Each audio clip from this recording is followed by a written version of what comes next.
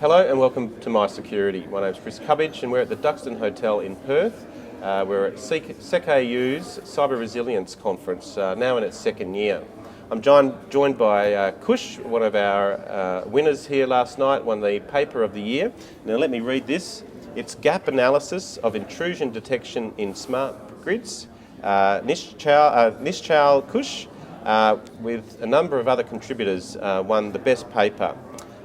Kush, I haven't read your paper, I'm sorry. That's right. So please tell us all about it. Basically, the research team that I'm working with, we're trying to develop an intrusion detection system for the smart grid, which is basically the next generation of the electricity network.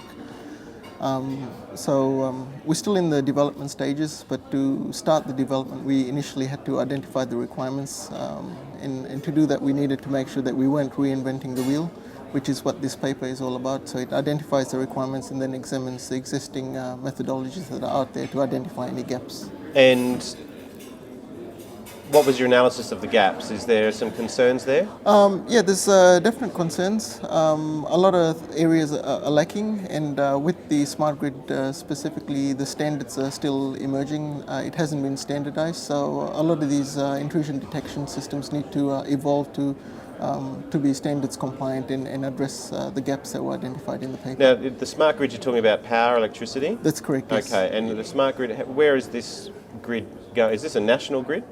Yes, that's the way it's headed. So basically the smart grid is an integration and convergence of the traditional electrical SCADA network with the conventional ICT networks. Okay. So in the traditional SCADA electrical systems, they existed in isolation, secured by an air gap, essentially, but now there's more integration with the ICT networks, so people are having internet access into electrical grids. Okay, yeah.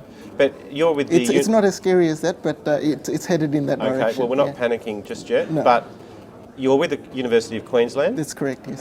And are you looking at the smart grid on the eastern seaboard? Have you looked at the west coast with Western Power and Horizon Power?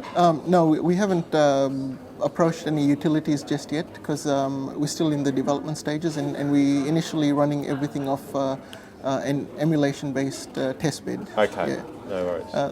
There's a couple of reasons for that. Firstly is we don't want to run tests in production environments which could have adverse effects on public safety. Yep. And secondly, with a lot of intrusion detection systems, the data that's used for evaluating and developing the IDSs isn't made public because of privacy reasons and security reasons. So we're trying to run everything on an emulated testbed so that we can make this data available to researchers who can then verify our findings or develop their own intrusion detection.